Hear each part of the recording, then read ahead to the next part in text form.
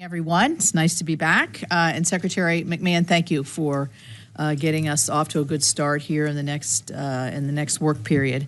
Thank you for coming to discuss the President's fiscal year 2026 budget request and your priorities for the Department of Education. I'm pleased to be joined this morning by my friend Senator Baldwin and ranking member. She's been on a wild trip all through her state, and so she's invigorated, right? I am definitely invigorated. All right. As well as our full committee chair who will be joining us, Senator Collins and Vice Chair Senator Murray. We're all committed to return the fiscal year 2026 appropriations process to regular order, and these hearings are the first step in that process, so thank you.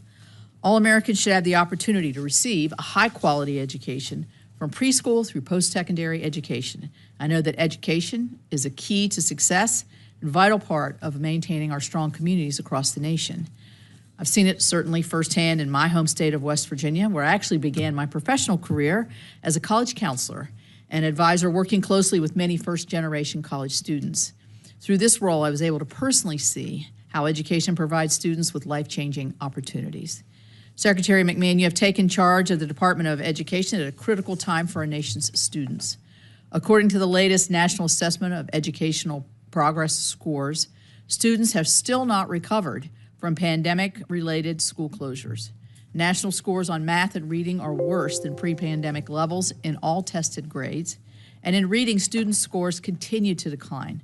A third of 8th graders are not even reading at basic level, and that, I think you would agree, all of us would agree, is unacceptable. We know that throwing more money at the problem will not lead to a solution. These devastating declines in achievement are in spite of almost $190 billion in COVID relief funding provided for elementary and secondary education during the pandemic. Federal education spending at a minimum should be focused on ensuring that Americans' children can read and write at a basic level. This is critical not only for children to flourish, but also for us as a nation to be competitive.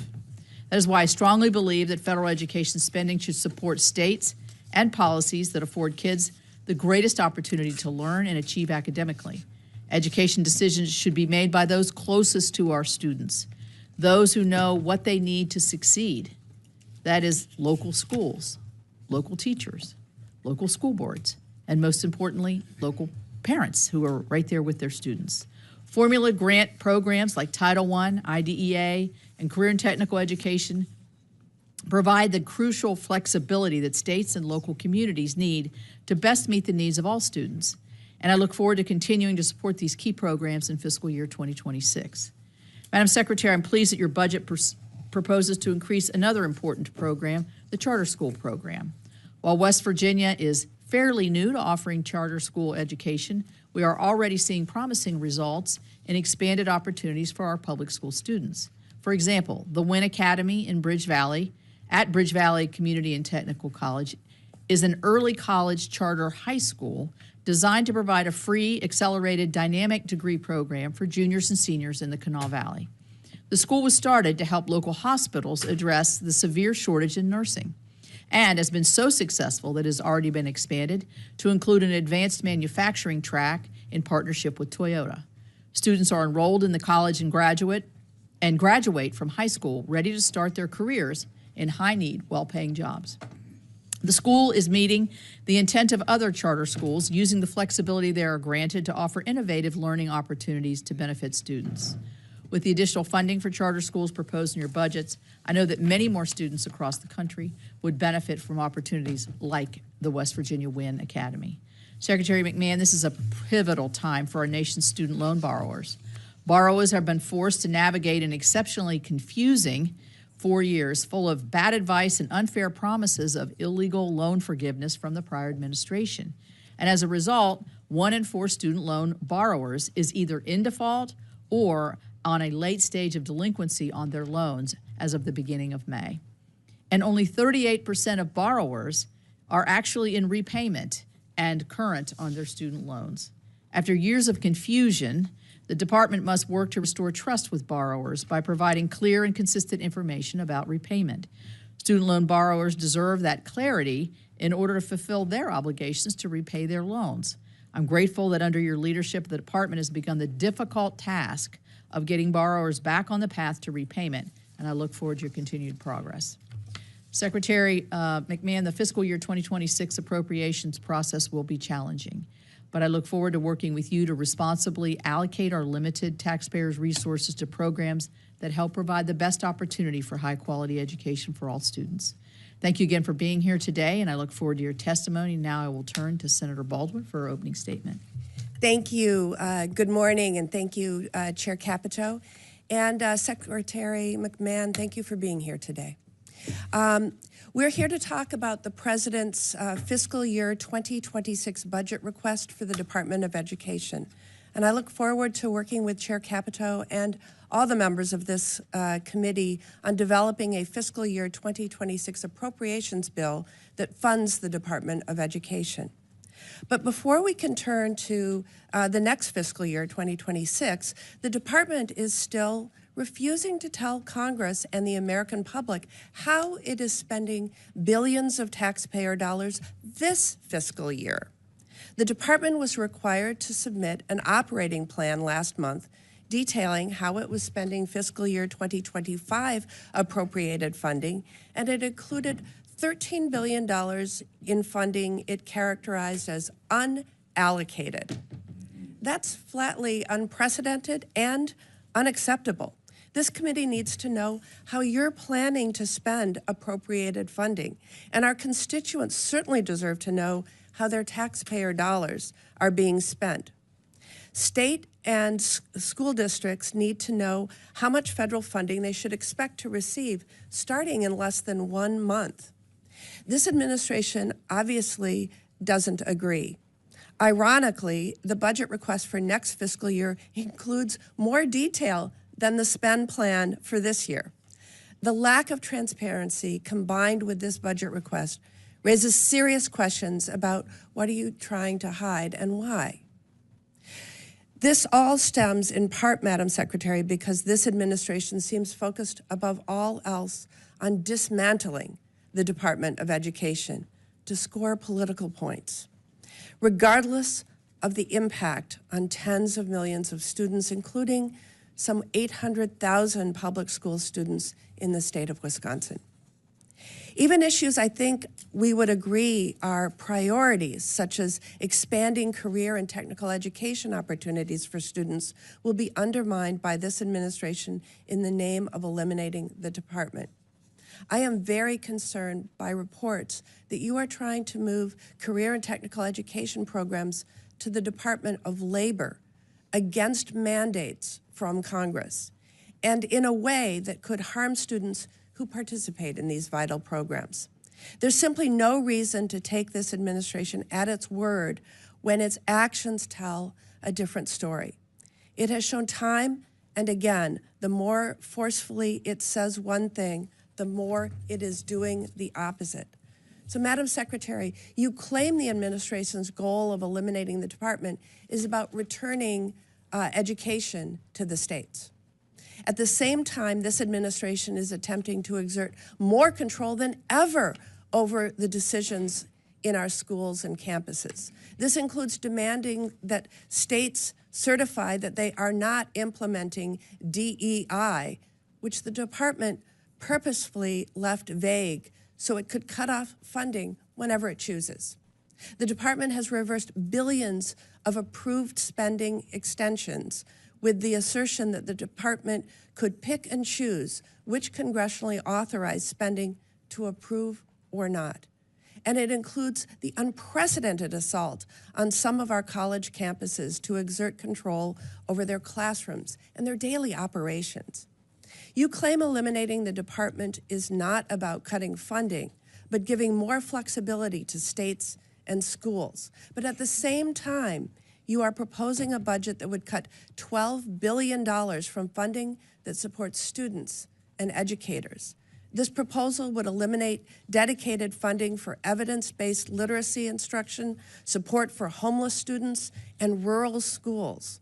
The proposal would cut billions from programs that states and school districts can already flexibly use to meet pressing needs.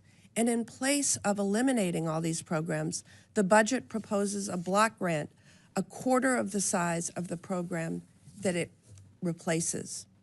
The budget proposes to cut more than $500 million from education research and statistics, virtually shutting down production of and support for using evidence to improve student achievement.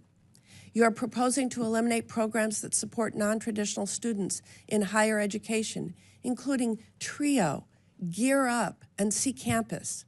And you are proposing to drastically reduce the maximum Pell Grant award by almost $1,700, which have a devastating consequence for our nation's lowest income students, including those looking to acquire new skills to meet the needs of local employers and in-demand industries. The math is simple. This budget significantly cuts federal education funding.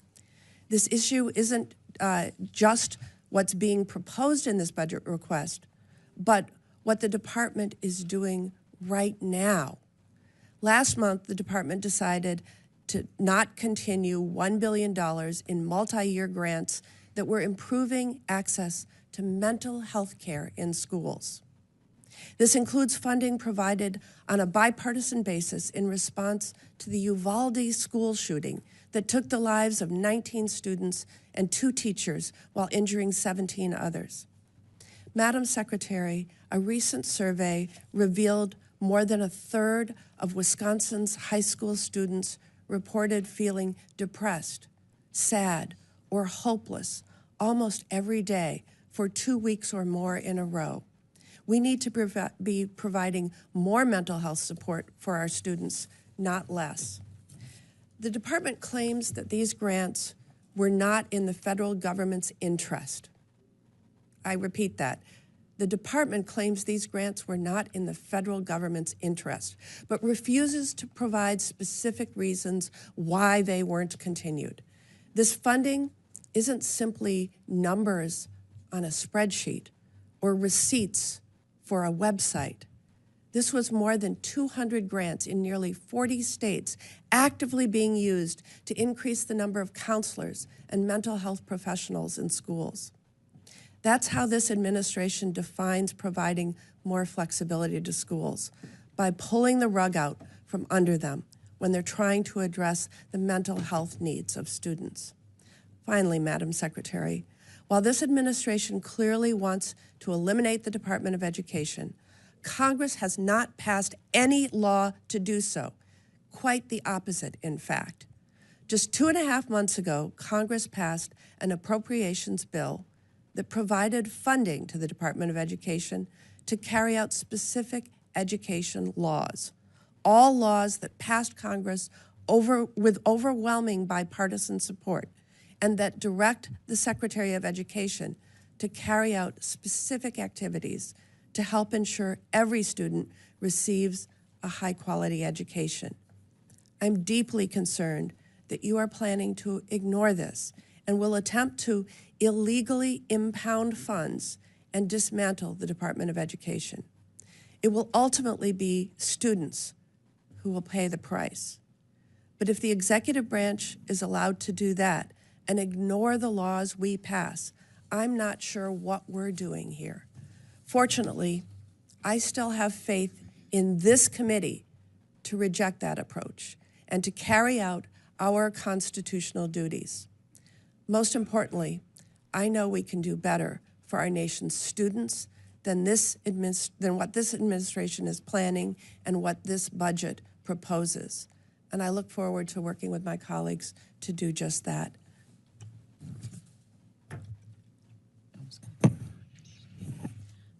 Well, thank you, Senator Baldwin. And you see we've been joined by the chair of the full committee. I'm going to ask the secretary to give her opening statement first, and then I'll turn to the chair.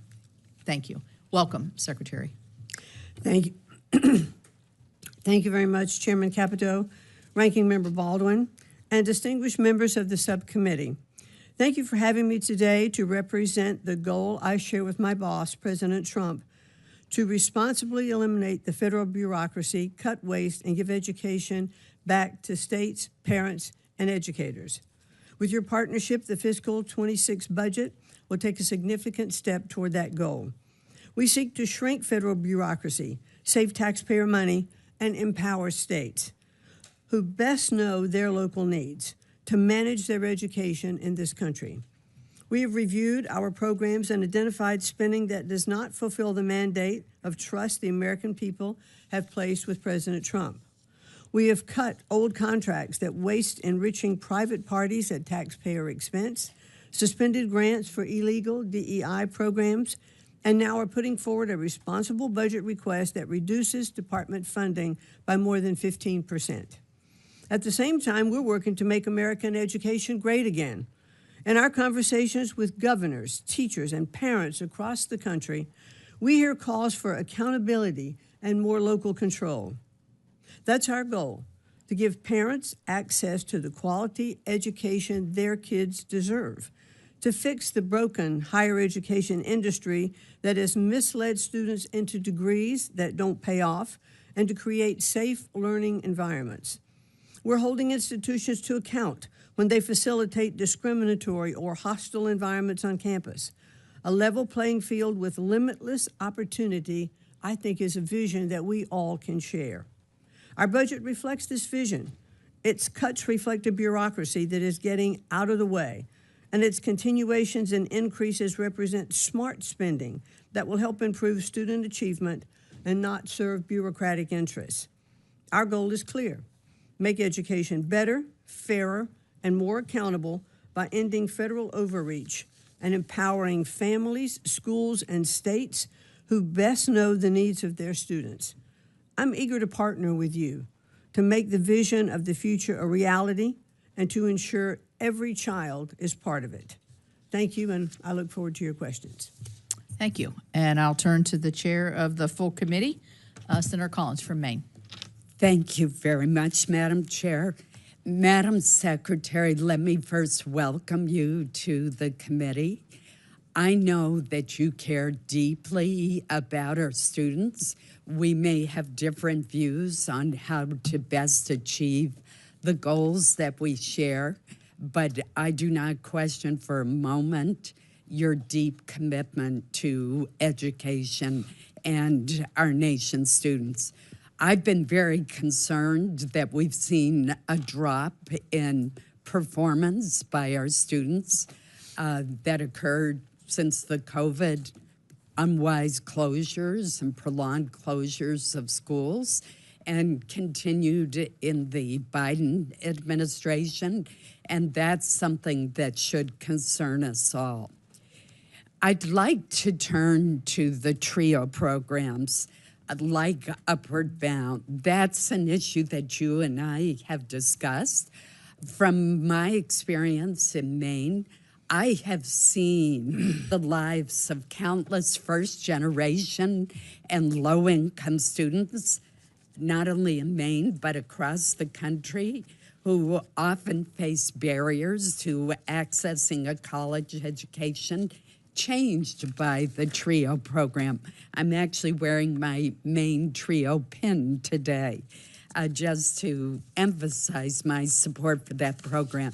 In fact, 3 of my own staff members went through the TRIO program and tell me that they would not have pursued higher education but for the support and confidence that the TRIO program gave them.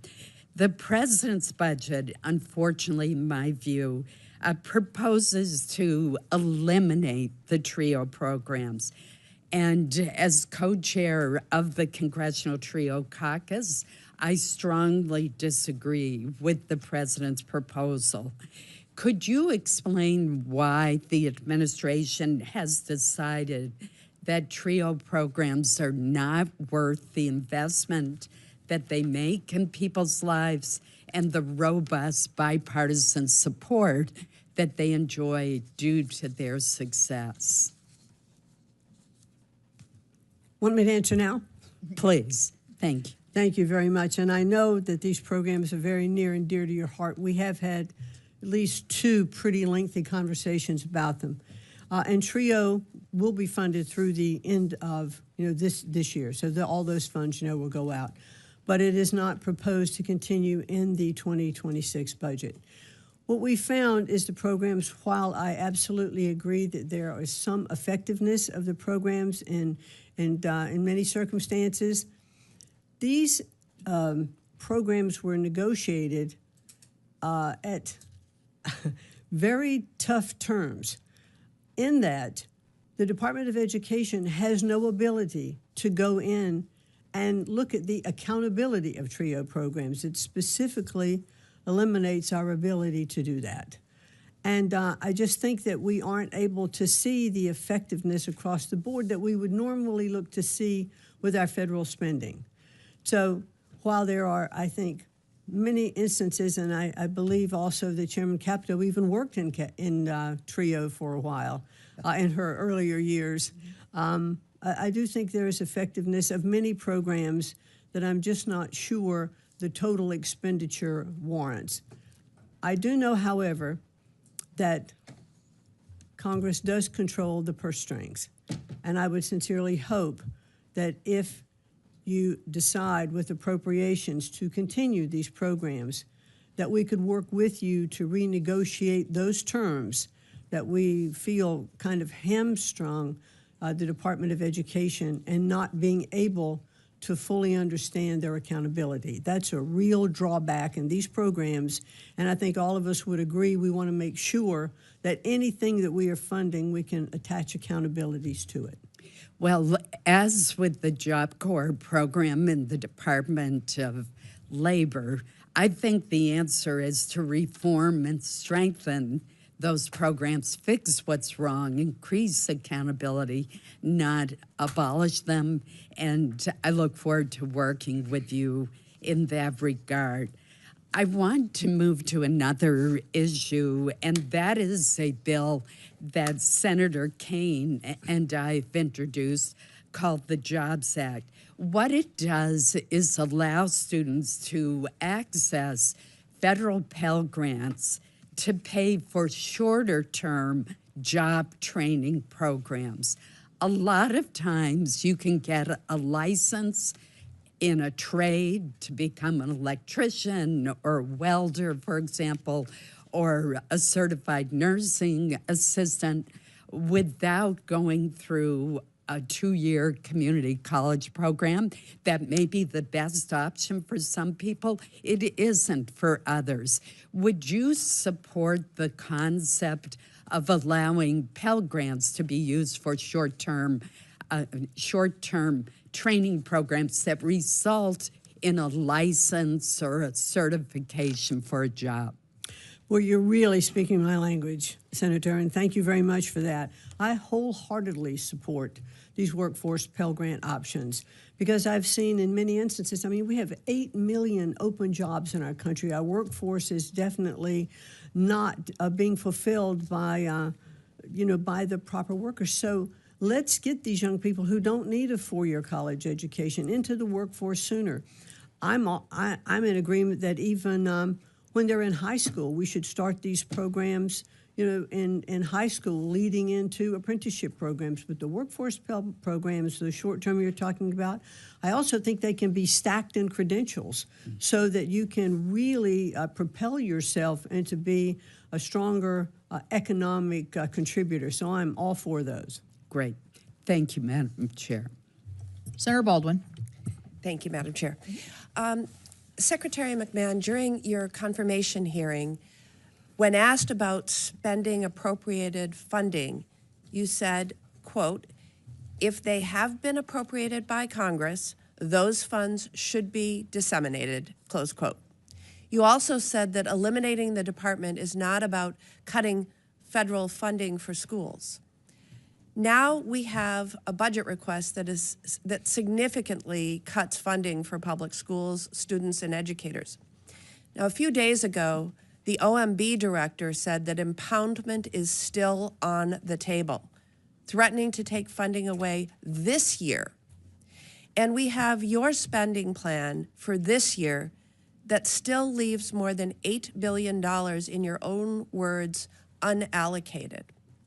Not spending these funds is the administration making a decision not to invest in our children and that decision has real consequences. What you consider unallocated for this year includes $1.3 billion for before and after school programs, which supports programs for thousands of students in Wisconsin in approximately 150 locations throughout the state, and over $2 billion to support effective teachers, of which an estimated $23 million would provide evidence-based professional learning for educators and help address gaps in access to effective teachers in Wisconsin. Are you going to allocate all of the funding Congress appropriated for students and schools in Wisconsin and across the country this year? Well, Senator Baldwin, thank you very much for that question. And I understand your concerns. What we have done in putting forward our operating plan, the first operating plan to show where we were making allocations, and then followed up with the second operating plan. This isn't a nuanced question. Congress passed a law appropriating this funding. You said in your confirmation hearing that you would spend funding Congress appropriated.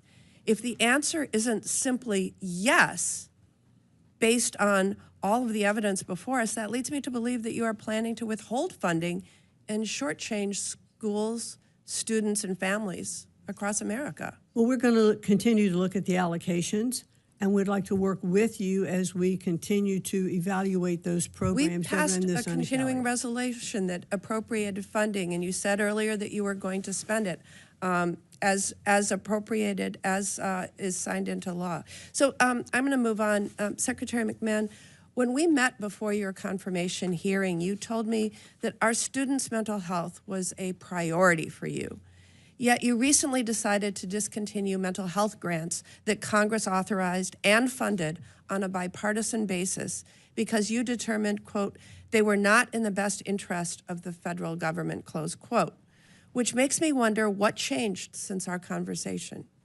Your operating plan for fiscal year 2025 describes this funding as unallocated this year. Your budget request for next year proposes eliminating this funding. Secretary McMahon, do you believe increasing access to mental health supports for students is not in the best interests of the federal government? We're not looking to eliminate this funding. We are simply continuing the funding, but will allow the states to rebid on the competitive grant basis, and we're evaluating those programs across states. I think that a governor in a state or the local superintendent or the health care professionals that are working in that state have the best opportunity in looking at what is happening in their areas to make those requests for those grants. And so that's what we're looking at. Secretary McMahon, the grant that you discontinued for the Wisconsin Department of Public Instruction was being used to expand access to mental health care for students. We're talking about more counselors and mental health professionals in schools. Why did you cut off funding for this grant and take away this help for Wisconsin students and schools? Well, because I think we have to look at it across the board, Senator, and the goal really is to make sure that the money is being spent in the best places. What about for the training best new school psychologists, like what you chose to discontinue at Alverno College in Wisconsin? Do you think that's also not in the best interest of the federal government? I believe there are a lot of programs that are in the best interest of the government, but the states and the local areas, I think, are the best place where we need to concentrate, for these particular programs. Yeah. Thank you, Madam Chair. Thank you. Madam Secretary, I'm going to add my voice of concern with Senator Collins, and you and I have talked about this on the zeroing out, the elimination of the TRIO and Gear Up programs. You mentioned that I actually did work in one of these programs many years ago.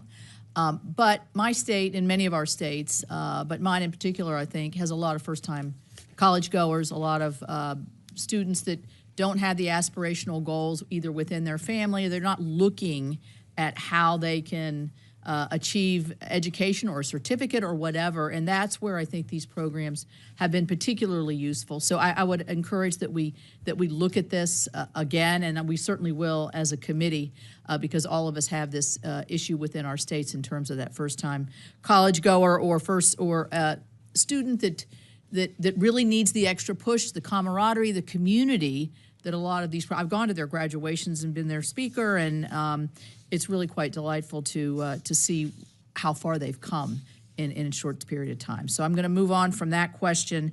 I want to ask on anti-Semitism. I am. The morning before our education, last year, there were protesters at Columbia University. I asked the then secretary, how many people from the Office of Civil Rights have you had actually on the campus to see what's occurring there, to see what kind of violation of civil rights might be occurring on the Columbia University campus. And apparently there was nobody there from the Office of Civil Rights. Your budget proposes to decrease the Office of Civil Rights. How are you, this is not a problem that's going away on our college campuses. We see it now we've got a little bit of a break, it's the summer. How are you going to make sure that the department is taking to ensure that all students, and in this particular case, Jewish students, are able to learn in an environment free from intimidation? Well, thank you very much, Senator Capito. I think it is pretty evident from the actions that we have taken relative to Columbia and looking into Harvard as well, and fulfilling the promise that President Trump made when he was campaigning that he would not tolerate anti-Semitism on our campuses or discrimination of any kind.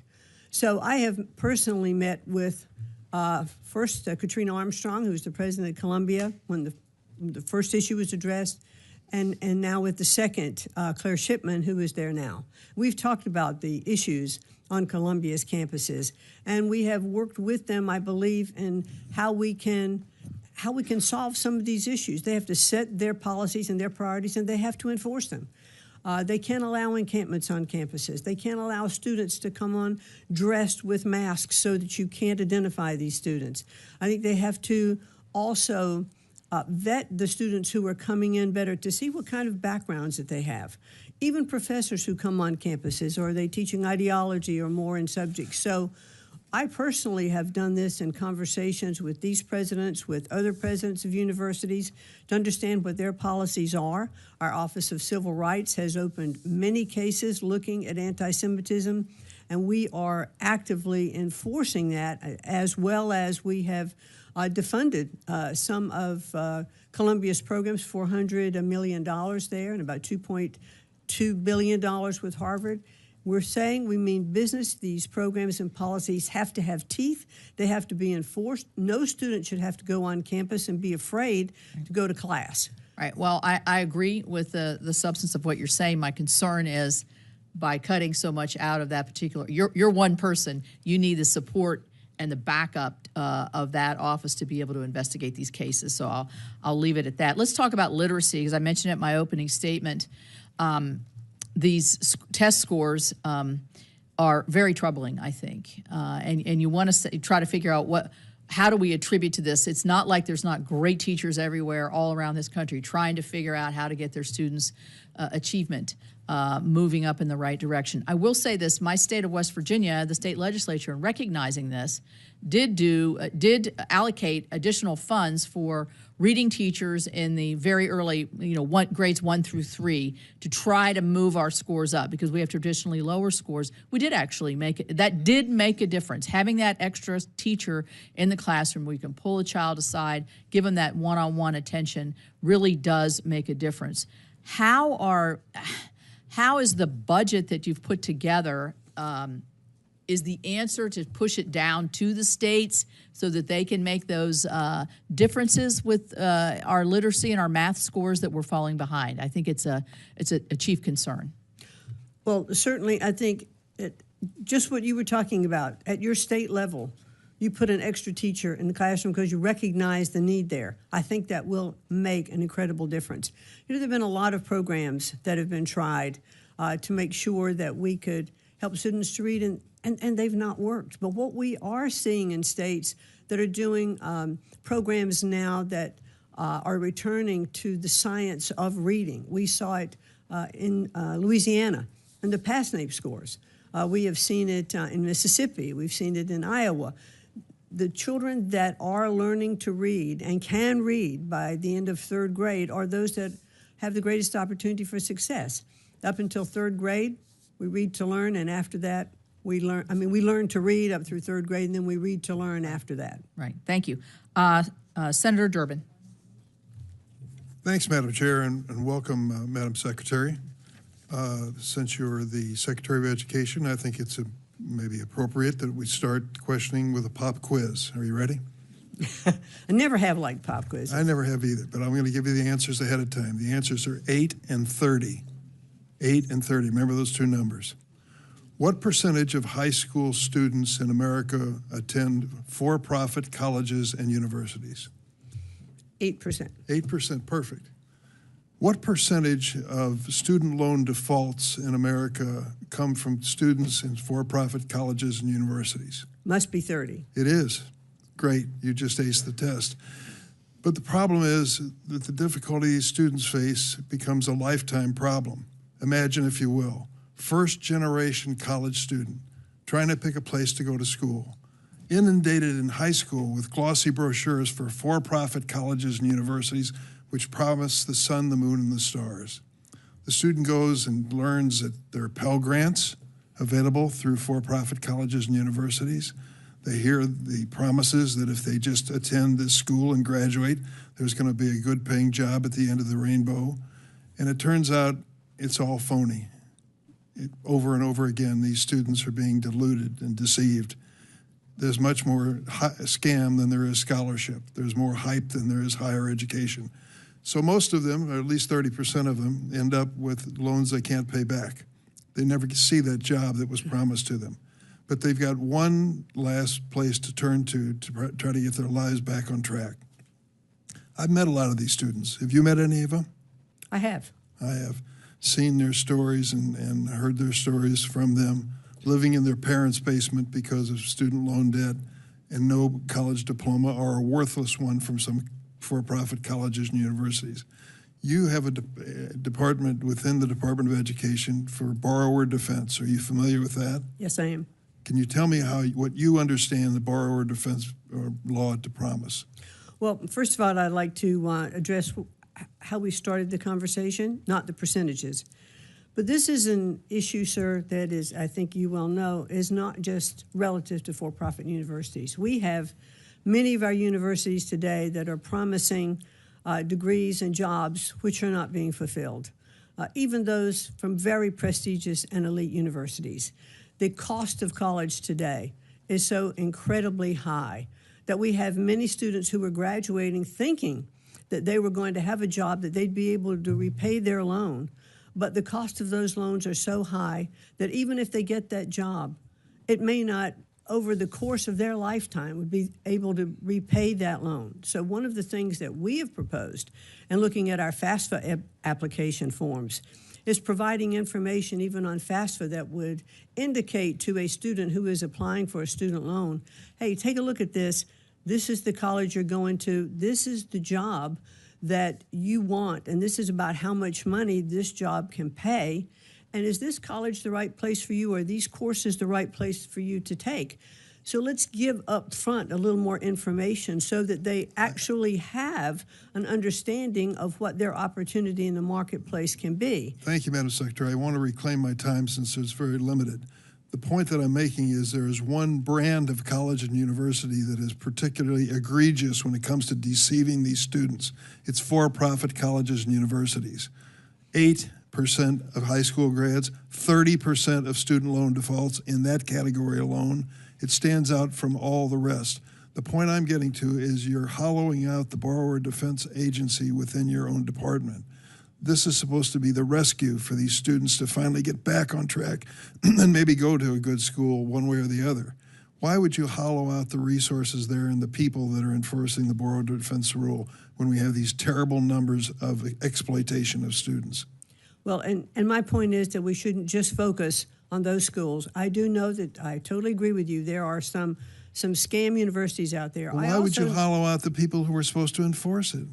Because I think we're putting other measures in place, but the scam... Give me an idea what you're putting in place that's better than the borrower defense rule. Well, we just talked a little bit about FAFSA. It's the education up front so that... I'm talking about the victims, the ones who are already victims. They're in debt by tens of thousands of dollars. They're living in their parents' basement. They have no place to turn. And you're telling me the FAFSA form application is going to help them? How can it help them? And that's not in place yet, but I think that's going to be very, very helpful. Here's the other thing. Where are our guidance counselors in high schools? Who are Good they question. talking to? I think we're finding I think that they need to be totally informed, and I think they need to look at the cost of education. You're cutting the number of counselors in these schools at the same time. Well, the counselors that are doing their jobs can provide information to these There aren't students. enough of them. That's the point I'm making. And the situation is terrible for these students. First-generation students who are being exploited by these schools, they need your protection. They need our protection. They deserve it. They're doing the right thing. And unfortunately, you're reducing the number of people to enforce the law. I yield, Madam Chair. Thank you. Senator Kennedy.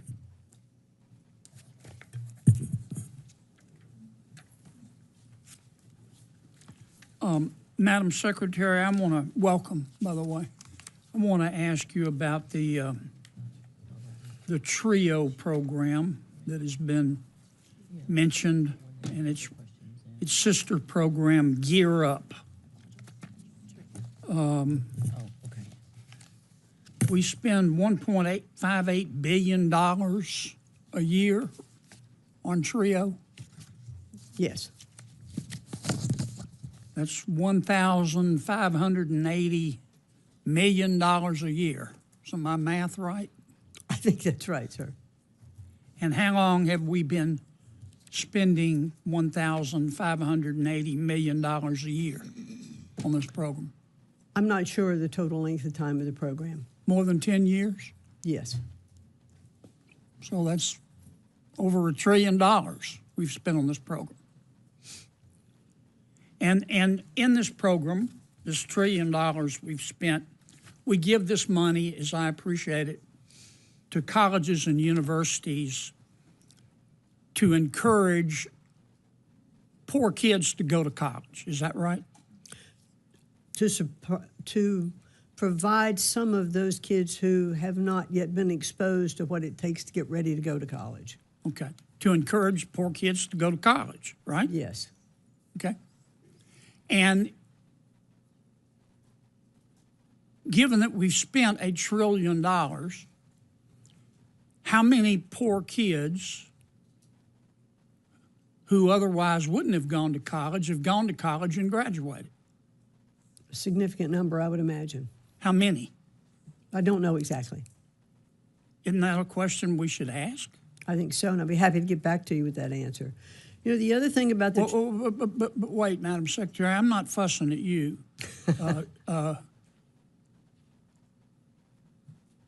Do we have that number? I don't think so. I'm looking, we don't have it. I don't think so, because there is Well, if we were, so we've spent $1 trillion and we've given this money to universities and they're supposed to encourage poor kids to go to college. But we don't know how many poor kids went to college who otherwise wouldn't have gone to college and graduated, right? correct. Well, what do your audits show? Well, that's the issue, and I mentioned it when I was Are you able to audit? We're not. We're not able to audit, and there are constraints against the TRIO program for its accountability.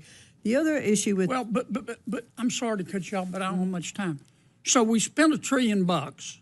We gave it to the colleges. We said encourage poor kids to go to college. We don't know how many kids went to college because you don't have the authority to audit. How do you know these universities are not just using the money to operate instead of encouraging poor kids to go to college? I'm not sure. You don't know how? No. Because you can't audit. Correct. You understand hope is not a strategy. Yes, sir. I mean, if you told the average American, we just spent $1 trillion of your money and we gave it to colleges and universities and we said encourage poor kids to go to college, but we don't know how many kids went to college who otherwise wouldn't have gone and who graduated. You understand the average American would ask us what planet we just parachuted in from, right? That's right.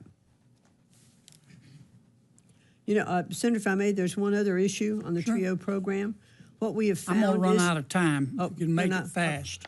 Take your time back then.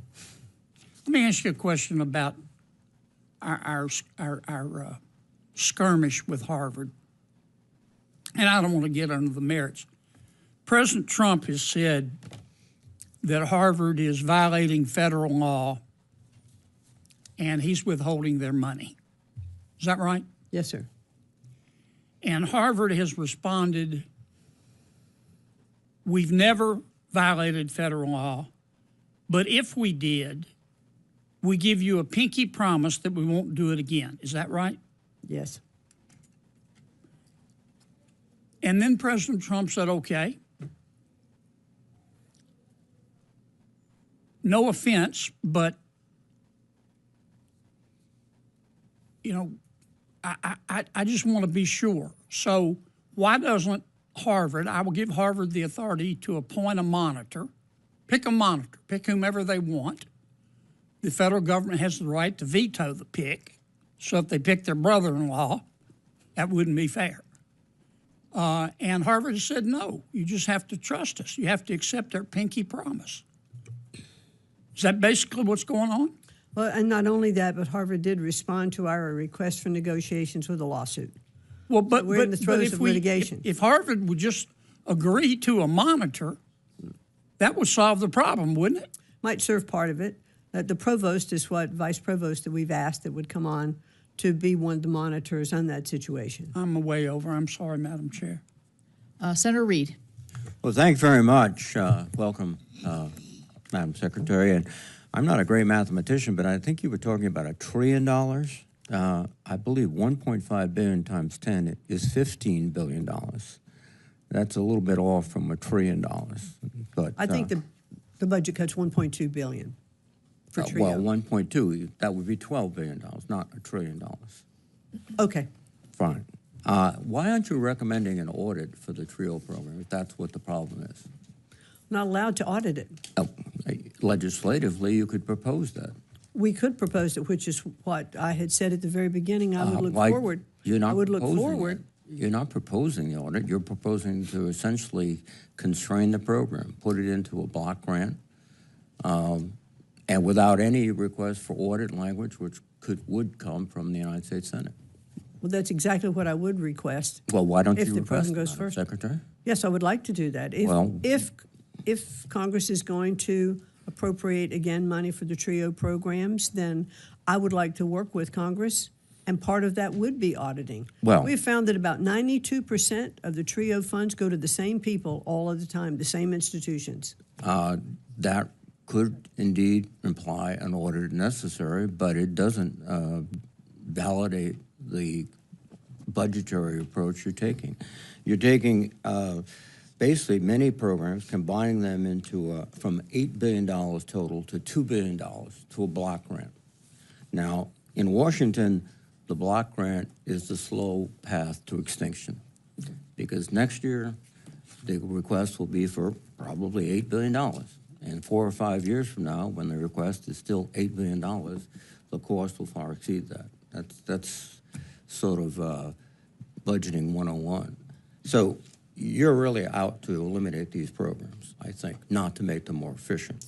That's not true. I disagree with that. Well- there are some budget cuts, but what we're asking for is a simplified funding measure, which will be a single grant funding to the states for them to use in the best way possible to make sure their education is working better. No, I think However, the other side of that, if I may, sir, is that we are reducing the regulatory burden. Do you know that 47 cents of every dollar that goes into a school, teachers spend complying with regulations? So if we can take away that regulatory burden, yes, while there are some cuts in the cost of funding, we still give the opportunity to have more dollars because we're reducing the regulatory But burden. let me understand this. You're very enthusiastic about an audit, but the regulatory burden is so crippling. An audit would impose more requirements on the schools. I just think you're coming and going, and we're not making progress. The cut to these programs is profound, $6 billion. And the states are not going to step up and say, we can do this. I'll tell you why. Because if this budget passed Every state in this country is going to make a difficult decision. Do I save my health care system or do I save my public education system? Many of them can't do both. And this is will be a profound shock to the education systems around the country. In 1 year, a loss of these funds, and to the students that need it. Well, what we have found, Have sir, you ever taken public assistance? have I ever taken public assistance? No, sir. No? Not at all? No, sir. Well, many people do. And they need that support to get ahead. And education is a key mechanism to go ahead. I'm over my, no, I still have some time. To get ahead, and it's remarkable. I think, this all sort of started with the GI Bill, when a generation of Americans got to education who never could get before.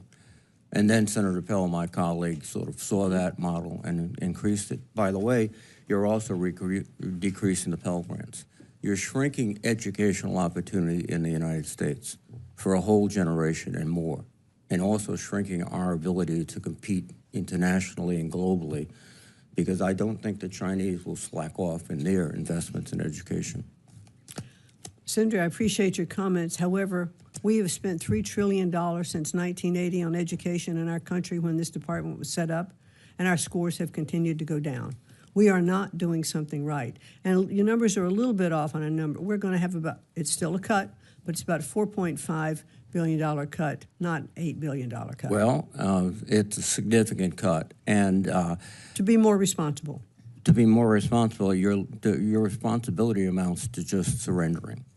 Sorry, sir? Surrendering. We have this crisis in education, in literacy, all these factors. What we're going to do is pull back, let the states do it. No, we'll spend it more responsibly. I doubt it very seriously. Let's hope we do. Well, hope, as someone said, is not a plan. Thank you. All right, Senator Britt. Madam Secretary, thank you so much for being here today. I want to start with talking about HBCUs. So Alabama has more HBCUs than any other state in the nation. We are proud of the work that is done on those campuses. We know that it helps strengthen student experience, our workforce, our communities, and our future. So if you look across coast to coast, there are about 285,000 individuals that are attending HBCUs, and the Strengthening HBCU program has about $300 million annually allocated to supporting the operations and student services and academic infrastructure. So can you walk us through in the President's FY26 budget kind of what you have put in place to continuing to make sure that our HBCUs can thrive and provide that educational opportunity for so many students that otherwise wouldn't have it? Well, in a word or in a very short sentence, we are continuing the education support and the budget support that have been for HBCUs.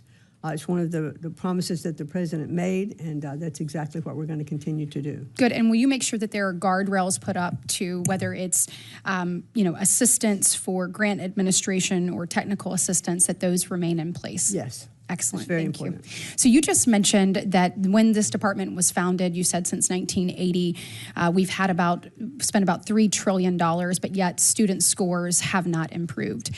One of the reasons I ran for the Senate is I want the unseen to be seen. I want to close the gap between the have and have-nots, and that is why I am so excited and thrilled about your support and commitment to educational freedom and opportunity. When you look at a state like Alabama, we have the Alabama Accountability Act, and we're working to help families better have access to educational opportunities through scholarship, tuition, and tax credits. But we know that the demand it far outpaces the actual supply. So in your FY26 budget for charter school programs, you've taken it to $500 million, which is a $60 million increase. Thank you. My question to you is can you walk us through how these funds will be used to expand options, particularly in rural communities and underserved communities? So when we work to close that gap, these parents have an opportunity and a choice for their child. Well, thank you very much, Senator Britt. It's very important to the President that all students have equal access to a quality education. That's right. And one of the things that he has said time after time is that no child should be trapped in a failing school, which is one of the reasons why he wanted to expand the amount of dollars for charter schools. And I have visited several charter schools and public schools too, already around the country. We can see how innovative that they are being, how creative they are being, with their curriculum, with their content. They are, in most instances, they are outperforming the public schools in that area, in which when I talked to Governor Reynolds, I said, there's always concern. You have charter schools or freedom of, or choice for schools, that public schools will go down. And she said, it's just the opposite in Iowa. She said, our public school levels are coming up. The competition is really great. Parents are more involved, and that's one of the requirements. Parents are understanding more that they need to be part of the school board or help to elect the school board members. They're attending the meetings, more conferences with teachers, understanding what it is that their child needs in their community to be successful, to go on for their education. Absolutely, and I am a public school kid, and I am really proud So of it. am I.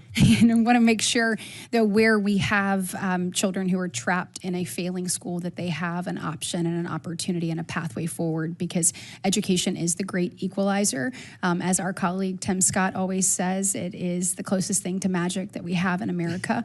So thank you so much for continuing to be committed to making sure that every child has that opportunity to thrive and grow. In my last minute, I want to talk to you a little bit about literacy. Thank you for your commitment to that. I want to understand kind of what your vision is, and I also want to add Alabama to the list of success stories. So we passed in 2019 the Alabama Literacy Act. Since that time period, we have seen significant growth in our numbers and proficiency amongst our third and fourth graders. For instance, Alabama's national ranking for fourth grade reading improved from 49th in the nation when we actually, the year that we put this into place, 5 years later, we've moved up to 34.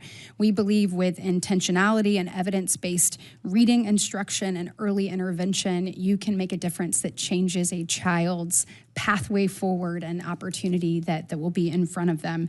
So just want to talk a little bit about that. If you can tell me what your plans are there and how we can continue to support great work that's being done in states like Alabama. Evidence-based literacy is number one on my priority list. And I want to make sure that we are providing the information and the tools, to states for them to see the success that other states have had. I mean, other governors, just like you said in Alabama, have put in place kind of a return to basics, or that science of reading, and they have seen incredible results. And that's what I want to continue to see, across the country. We saw a 9-point tick up between 2003 and 2023 and 2024. Obviously, we have a ways to go, and we're going to continue to be committed to that. But thank you for your commitment to making sure these programs thrive. Thank you. Thank you. Senator Shaheen. Thank you, Madam Chair. Welcome, Secretary McMahon. Thank you. In your testimony, you said that your goal is to make education better, fairer, and more accountable. I think that's something that everyone on this committee could agree with. It's one of the reasons I support the TRIO programs. And I would like to align myself with the statements of Chair Capito and Chair Collins. And I can tell you that in New Hampshire, for the 2024 and 2025 school year, we had 1,468 students who were served by Upward Bound, of which 96% graduated from high school and 87% enrolled in college. 812 college students served, of which nearly 80% graduated with bachelor's degrees within 6 years. So I would say if there is a problem with accountability, let's address that, and I think the TRIO programs keep that information. But let's not throw the baby out with the bathwater, because this is making a difference for students who otherwise would not be able to to graduate from high school, to get into college, and to have a better future. I've seen it firsthand, like Chair Capito. When I worked at the University of New Hampshire, I had an Upward Bound student who worked with me. She never would have been in college without that program. So I've seen it firsthand, and I know how it works, and I would urge you to reassess whether eliminating those programs is the best way to help those students have a better future. I also want to ask you about a particular issue that we're having in the Mascoma Valley School District in New Hampshire. As you know, schools across New Hampshire and the country have really been challenged by the pandemic, have been trying to get back to some of the successes that happened before that pandemic. And the school district, the Mascoma Valley School District, which is in a rural part of New Hampshire, completed a project to improve ventilation at 2 elementary schools for the student safety. It was a real problem with the HVAC system and ensuring that the students could be safe at school. The school district was approved for late liquidation after facing challenges with finding contractors to do the work. The school district completed the project with the assurance from the federal government that the cost would be reimbursed. Unfortunately, in May, the department denied their reimbursement, even though the school district had followed the rules and had previously received approval from the department.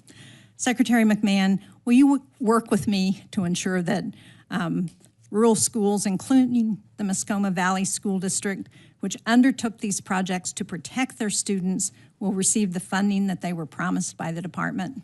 Yes, and I'd look forward to getting back to you on that particular issue as well, Senator. Thank you. Well, thank you, Madam Secretary. I know that when you were the administrator at the SBA and we worked closely together, you would have been outraged by that kind of denial when a business had been promised the funding. So I'm sure that you will look into it and hopefully be able to help us. Educators around the country have been really struggling to ensure that students with disabilities receive the education they deserve. It's been an ongoing challenge since the Congress passed the Individuals with Disabilities Act, when we promised that we would give a lot more money to school districts than we have. It supports schools around the country through national activities such as technical assistance that can help states improve their special education systems. In New Hampshire, with the help of expert guidance from the National Center for Systemic Improvement, which is funded by IDEA, the Department of Education conducted a successful initiative to raise literacy rates for students with disabilities. Unfortunately, the President's budget proposal recommends eliminating this support. And so I'm not clear on why the department would eliminate programs that are working in states and force them to develop their own programs when there's already an effort that's been successful. So can you help me understand that? Well, I'm happy very much for the success in New Hampshire. And I know that there are many of those programs around the country that are successful. We're not cutting any of the IDEA funding. It is staying intact. And so the president really has a commitment to make sure that that funding does get into the states. However, there is more flexibility for the states to handle those programs which they think is better for their state. So if that program would be working in New Hampshire, I don't see why it wouldn't be able to continue the way it's operating. Well, as I understand and I'd like to get back to you on that. That would be helpful because as I understand the president's budget would eliminate this successful program that provides help with the National Center for Systemic Improvement. Okay, let me get back to you on that. Thank you. Thank you very much. Senator Mullen. Thank you, Chairman. Madam Chair, what's the definition of insanity? Of sanity or insanity? Insanity. Insanity? Yeah. Doing the same thing over and over again and expecting a different outcome. Right. And what was we ranked in reading and math in 1979? I'm sorry, what? What was we ranked nationally in math and reading in 1979? We were very, very low on the totem pole. We were number one in 1979. Today... Oh, in 1979, 1979. I'm sorry. Okay. In 1979, we were ranked number one around the world. Today, in reading, we are ranked 36th. In mathematics, we're ranked 28th. It's not working. What we're doing is not working. We're throwing money at the problem today. We have $1.6 trillion out in student loans. We have 50% of the $1.6 trillion, which is 42.7 million borrowers, that are current, only 50%. 30% is either deferred or in default, and 20% are just gone. Here's what's scary, is the biggest growing population that's defaulting on their loans is 50-year-olds plus. It's a problem. It's a huge, huge problem. So my colleagues want to complain about you making changes. Thank you.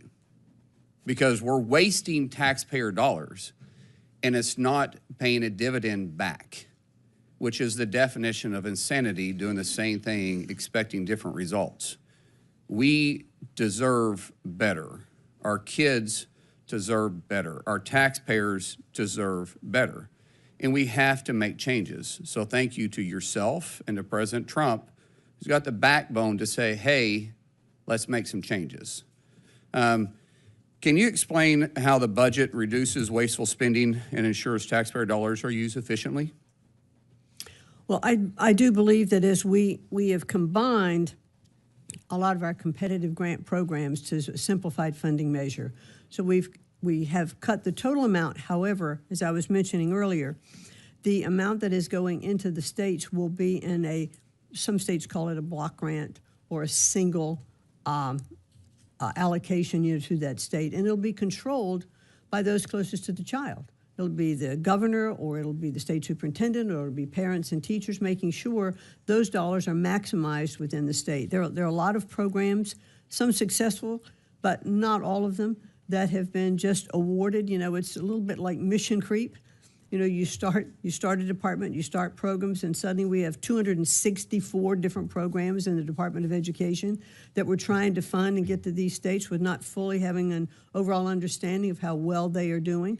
So I believe that by consolidating them and put them in a single grant that will go to the states, they can best spend that money. If they need more mental health, if they need an area of concern that's in their state, they know where to send that money much better than the bureaucracy in Washington. So we're cutting regulation, but at the same, we're cutting some of the spending, but we're also cutting regulation to help pay for that. Well, so that kind of leads to my other questions of what steps are you taking to reduce bureaucracy and streamline the department's operations, which I do appreciate that, because my mother was a special ed teacher. My brother-in-law is currently the principal at Guthrie High School. My aunt retired as a special ed teacher. My two sisters went to school for special ed, and it is frustrating for them to sit in the classroom and not be able to actually meet the students' needs, but have to meet to a testing standard that these students with special needs can never achieve. As my mom used to say when she was teaching back in the 70s, that she taught these kids, how to try to live on their own, how to just simply take care of themselves through hygiene, how to actually be able to understand their finances to some degree, to be able to wash their clothes, to be able to maybe cook a meal. And we hate to take it down that far, but at some point, these kids are going to be out of high school, and taking the test isn't their future. They're taking their tests as learning how to depend on themselves to some degree, to the most they can, to live the fullest life of their potential. And not having the resources to be able to do that in these schools are tough. And so the bureaucracy affects that. And by the way, it affects the entire school too.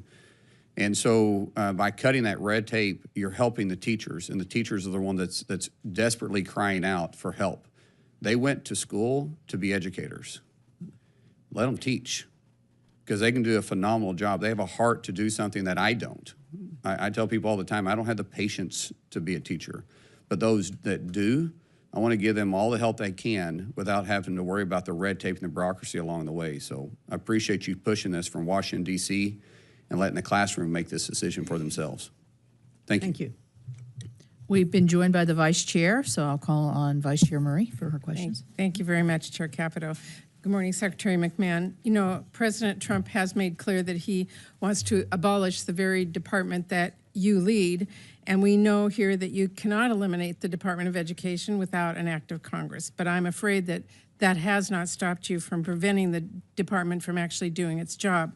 You have indiscriminately shuttered offices and pushed out half of the department's staff, and under your leadership, we have seen critical research to improve student outcomes axed overnight, and funding for mental health services and teacher training, among a whole lot, abruptly cut off and discontinued. Now, today you come before this committee to request massive funding cuts that do, in my opinion, nothing to help improve opportunities for students in our public schools throughout the country.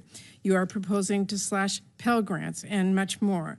Now, you and the president say this isn't about cutting education funding, but all about, quote, returning education to the states. But actually, that can be further from the truth, because the reality is this administration is actually taking unprecedented steps to extort schools and universities and hold federal funding hostage if they don't conform with your agenda. So it's pretty clear that returning education to the states actually means letting states and colleges and local communities pick up the tab. And I just don't believe that's how things should work in America. I don't believe that's good for students, and I don't believe it's good for our families. Now, having said that, Secretary McMahon, as I mentioned, you have set out to eliminate nearly half of your department's workforce, and that includes pushing out the door more than half of the staff at the Office for Civil Rights. The entire staff responsible for managing grant operations and contract procurement, and employees who actually prevent students from getting ripped off by predatory colleges.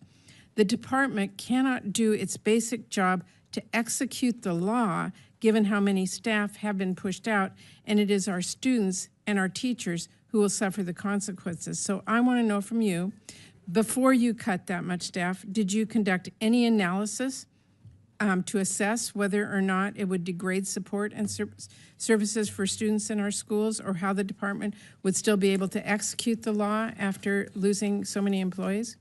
Certainly. Excuse me, good morning. Thank you for that. Yes, we did talk to the department itself. But did you do an actual analysis? OCR. What we looked at across was how can we restructure the department so that we can maximize the use of the people who are there. So what we did was in like training manuals and things of that nature to look at it and say, okay, we can better operate if we focus on So this was a specifically. conversation. You didn't do an actual analysis to determine what the effects of this would be? No. So no study was done. They were just fired, and you assumed that it would work? No, obviously not. I have been in the private sector and done restructuring before in companies, and it's painful to do It is restructuring. painful, but normally companies look ahead and say, what are our goals and what will be the impact if these employees are gone from this department? That's why I asked, but you've not done an analysis, and my time is short, so let me continue. I know Ranking Member Baldwin talked with you about this as well. You were required by law to submit an operating plan 45 days after enactment of the full year CR, detailing exactly how you are spending funding Congress provided this year. You didn't do that. The purported operating plan that you did submit told us virtually nothing about how you are spending taxpayer dollars right now at this very moment.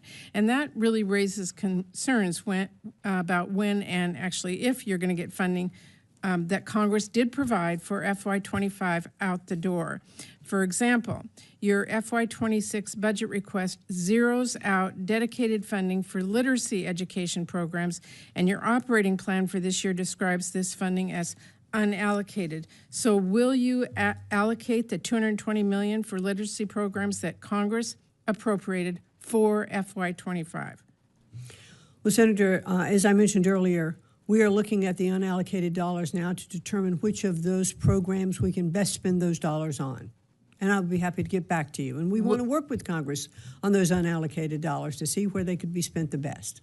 Well, what is your plan to make sure that that funding actually gets to the schools and students it was intended to support? We're running out of time here. Well, to look at those programs and then to allocate them to the states if those programs we believe is the best interest. Those funds of those were students. appropriated by Congress. Your department was to allocate them, and it really looks to me like the department is illegally impounding funding that would help our students succeed with plans that don't exist and just day after day going by here, and that's our concern. Well, let us work more with you as we update those allocations, as we did before. When do you plan to have those funds out by? Well, the funds that we are approving will go out in this year. Like in this next month, or In the fiscal year. You're running out of time, so we need to see what the plan is. If you could provide Yes. that. Okay. Secretary McMahon, the administration says that one of its priorities is tackling anti-Semitism in our schools. That's correct, right? Correct. Well, the Office of Civil Rights at your department takes the leading role in preventing anti-Semitism and enforcing our nation's civil rights law. It is really an important mission. But as you hopefully know, that office is underwater. What is the current backlog at OCR? Can you tell us that? Well, we inherited about a 20,000 backload from the Biden administration, but one of the things that we found is some of those cases were like one-page complaints, and we've really been able to get rid of many of them, and we are fulfilling. So what is the this is important for me to finish.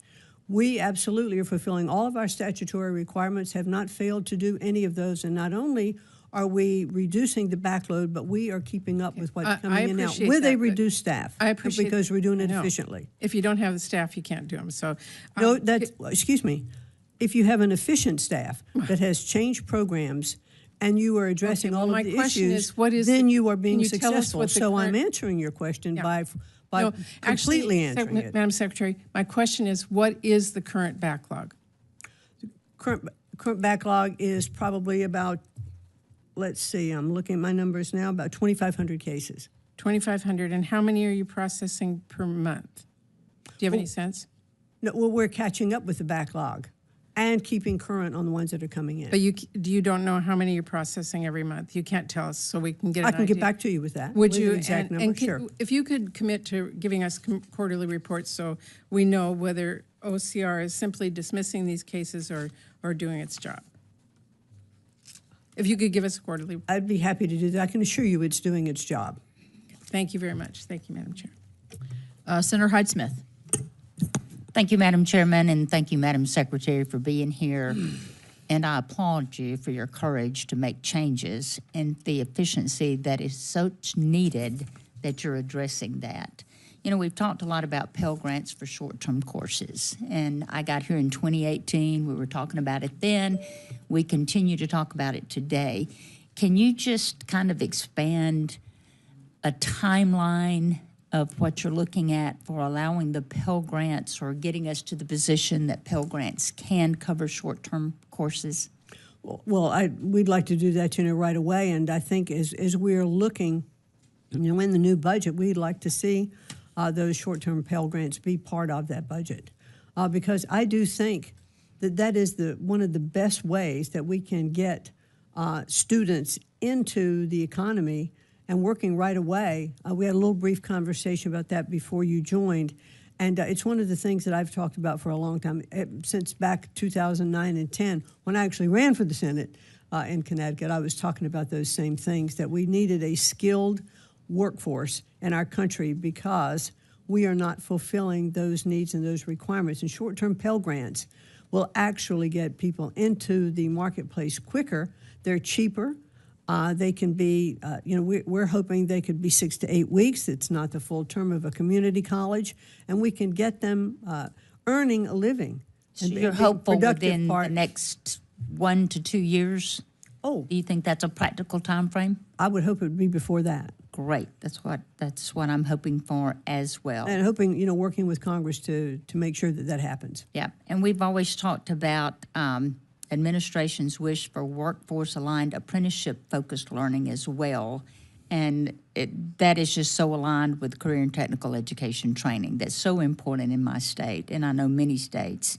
But the initiatives happening in Mississippi, this is really important, and we're thrilled that, as Senator Britt was talking about Alabama, we have the Mississippi Miracle that, we were 49th in one time in fourth grade reading.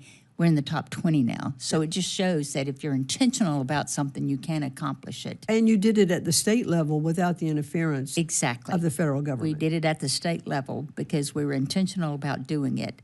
But as such, career and technical grants are especially important to me and my constituents. Please provide us the details about the Department of Education's proposed FY26 budget for these career and technical programs. Well, really, we're looking very much across all states, and we're level funding CTE. It's not being reduced, in the current 26 budget. And I think, it's really the president has charged us to work with commerce and labor and all the different departments. We have about 43 different workforce development programs across government, and it's incredibly inefficient. So we would like to narrow that scope and work with different departments and find out exactly what we can do. And I think, Senator, you referenced about going with the Department of Labor. Those are conversations that are being held, because can we be more efficient working across different departments? And that's what we really want to do and what we want to accomplish. And let's talk about EIR grants, the Education, Innovation, and Research grants that are critical for boosting achievements in these high-need students. But Mississippi has received no grants from 2021 to 2024, despite the state facing challenges of medium incomes, low medium incomes, high rural student enrollment, and the teacher shortage that we're facing. In fact, no EIR grants were awarded to nearly 2/3 of the states represented by Republicans on the Senate Appropriations Committee. But California, New York, and Massachusetts awarded 49 separate EIR grants, totaling more than $300 million. But I just feel it's important to note that there are no limits on indirect cost imposed by these grants. And do you agree that the EIR funds need to be reformed to optimize their program's impact so that direct resources are sent to the areas of greatest need? Yeah, I'd like to work with you and get back to you on that. I'm not familiar specifically with what happened in Mississippi, but I would like to get back to you and work with you on that program. Yeah, we know a specific that applied, so it's not like we're not applying. We're definitely applying. Right. But in the competitive grant process. Correct, but zero, absolutely zero of that. Okay, I'm out of my time, but thank you for everything you're doing. Thank you. Senator Murphy. Thank you, Madam Chairman. Thank you to both of you for being here today. A few years ago, we worked really hard across the aisle to pass the Bipartisan Safer Communities Act, a bill that made changes in our gun laws, but in large part because it was a real priority for my Republican colleagues, also included billions of dollars in funding for school-based and children's mental health. Earlier this year, you did something extraordinary. You canceled $1 billion worth of existing ongoing grants to schools all across the country. And it's extraordinary because you didn't cut off new grants, you cut off existing grants. So in states all across the nation, blue and red, there are now mental health programs for kids that are shutting down, and kids who have been relying on really important adults in their life, these counselors and social workers, are losing access. You know Connecticut very well. You shut off a program that provides mental health resources to kids in crisis in Northwest Connecticut. When they did a survey of these kids and asked the kids who are in this particular program who the one adult was who they would go to if they were in mental health trouble or in response to a trauma, every single one of those kids in that program named the counselor funded by this program. You've shut that grant down. When those kids show up to school next fall, that trusted adult will not be there. You've told this program, as well as all the other programs, that the reason is they're violating civil rights laws. This program has no idea what you mean by that. And I guess I just ask you this. I'm sure you had to weigh, factors in making this decision, but did you worry about what your decision would do to these kids where you've ripped away their counselors and social workers literally in the middle of the program? Do you worry about what's going to happen to those kids in Northwest Connecticut and kids all across the country who have lost access to their trusted adults? I certainly worry about mental health for children and adults all across the country. I certainly do. I guess I'm asking specific. You must have weighed this. I assume you weighed this when you made this extraordinary decision to shut down $1 billion worth of mental health programming for kids. Did you worry about what you would do to those specific kids?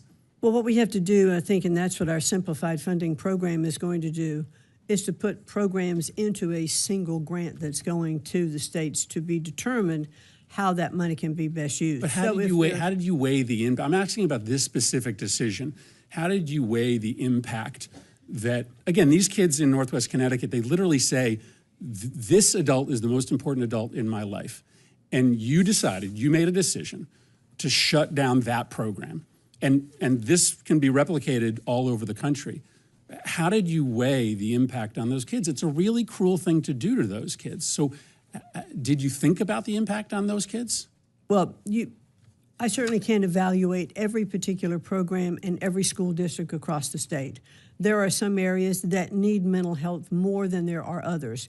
And there were programs in the mental health program that did deal with DEI and with gender issues, et cetera. And it wasn't just about the kind of things that you're talking about. So in totality, as we look at mental health grants across the country, we have to make sure that those programs are being used to serve best in those communities. Yeah. So, therefore, a governor or a principal or a state superintendent would have the best information relative to what is needed in that particular state. Yeah, we know what we need in Northwest Connecticut, and what we need is for the federal government not to rip funding away from these kids in need in the middle of the service program. Or to better allocate the dollars you have and provide those professionals across the state Let that can handle it. me ask you another question. Obviously, we're trying to understand what the Department of Education is doing with respect to the threats you've made against institutions of higher education.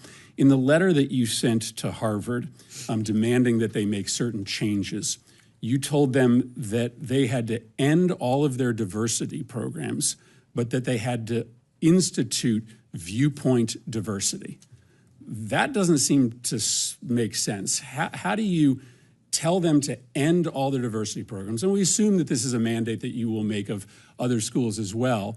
How do you ask them to end diversity programs while instituting viewpoint diversity? Those seems to be totally contradictory. No, the diversity programs that we've asked and demanded to be eliminated were the DEI, where they were those programs actually were pitting one group against another. Isn't viewpoint diversity a diversity program? A viewpoint diversity is exchange of ideas that's actually better, absolutely. Because Harvard only has 3%, by its own numbers, 3% conservative faculty. Do you think they are allowing enough of viewpoint diversity through that teaching on campus? Where in the statute does it give you the ability to cut off federal funding for a university based upon your decision, your determination that they don't have viewpoint diversity? Can you cite to a statute, an authority that Congress has given you to micromanage the viewpoint diversity of a college?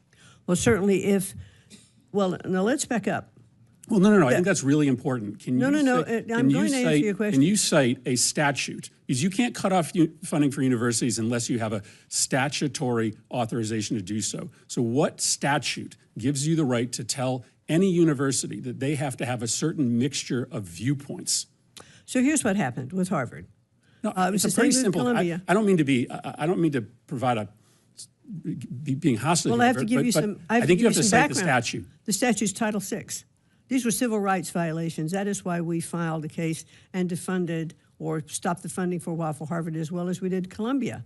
And in that conversation with them, we talked about different things that they should do coming back to the table to make their programming better. The president of Columbia absolutely indicated, as well as the president of Harvard, that they needed to do things on their campus to eliminate anti-Semitism. That was kind of the crux of what brought us into talking to the different universities.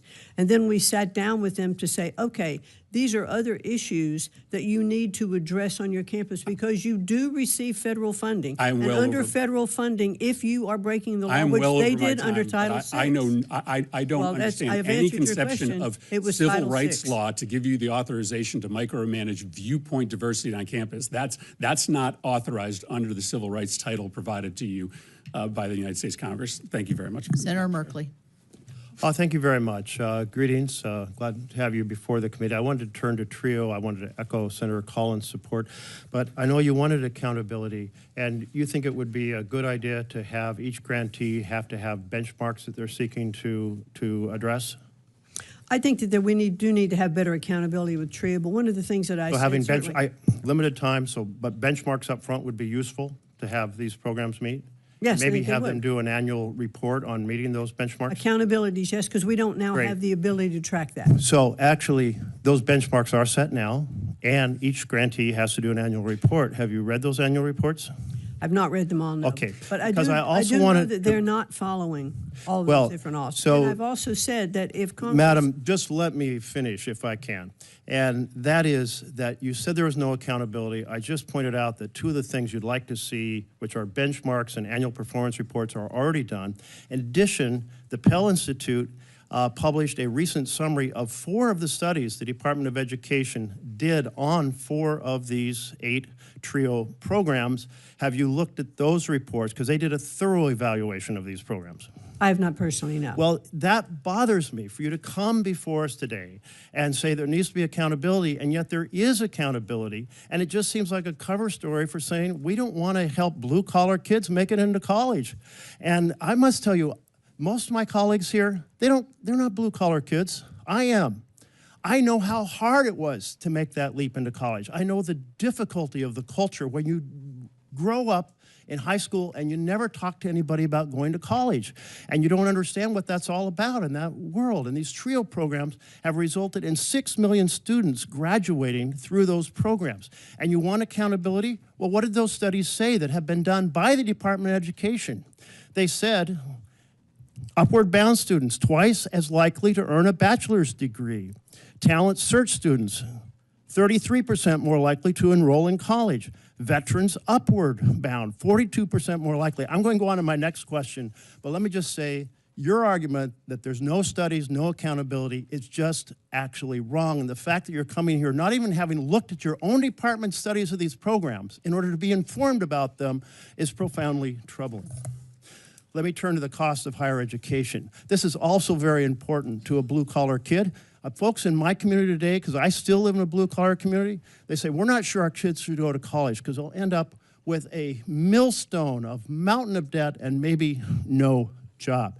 And here you are making it more expensive. I wonder if you know how much a student in Germany has to pay in tuition for university. I don't. It's 0. What about the broader European economic zone? Sir, we don't live in Europe. We It live here is in the 0. United But my States. point here is those countries are saying we want every child to thrive. We want every child to have opportunity. We don't want them to be saying our kids, maybe we should tell them not to go to college because they'll have this mountain of debt. And that opportunity, that's American values of opportunity for every individual. And here you are raising the cost of college, making it much harder for ordinary kids from blue-collar backgrounds to be able to pursue their dreams. And I find that totally inconsistent with Trump's campaign, where he said he would fight for ordinary families. No, I have to disagree, sir. We're not raising the cost of college. We are actually, with all of the programs that we want to put in place, we want colleges to reduce their cost. Well, actually, these loan programs that you're changing are making it much more expensive for kids to go to college, and they're getting We've the not message. changed loan programs. I'm going to turn to mental health because I'm very concerned about mental health. A few years ago, before COVID, when I was in a meeting with student counselors in Eastern Oregon, a very rural area, and they said, you know, we're seeing kids come in our early ages, and they're acting out much more than they ever did before. And I said, well, is this because was there a factory that just shut down here, or a mill that just shut down, or an infusion of wave of meth? And they said, no, those are all, the economy's a factor, drug use is a factor in our community. But no, those aren't new. And one of the counselors said, this is what's new. And they pulled out their cell phone. This is what's new. Kids are coming in with far less understanding and ability of how to sit in a collaborative environment like a classroom and how to communicate with other children and teachers. There is a book that just came out. My staff happened to put it on my desk this morning, so I'm going to ask for Chapter 5 to be put into the record, The Anxious Generation. And I was paging through it, and under Chapter 5, it notes that there are 4 factors in which these cell phones are affecting our children profoundly: social deprivation, sleep deprivation, attention fragmentation, and screen addiction. I'd really encourage you to take a look at this. I've been urging the department to seriously look at the issue of how childhood is changing. And childhood is changing because of technology in ways that are really compromising the ability of our education enterprise to work well. But this brings to my point about why you have canceled mental health grants for our schools. We have 5 schools in Oregon that got grants to have more mental health counselors, and you have canceled them.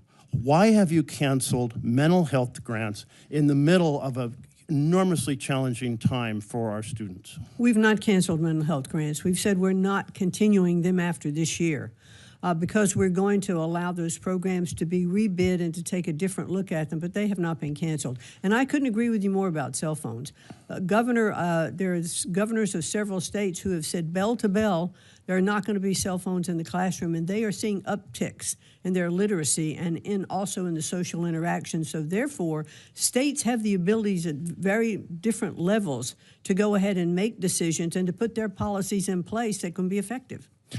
Then the 5 grants that you have canceled that you are unaware of in Oregon, you will restore those 5 grants?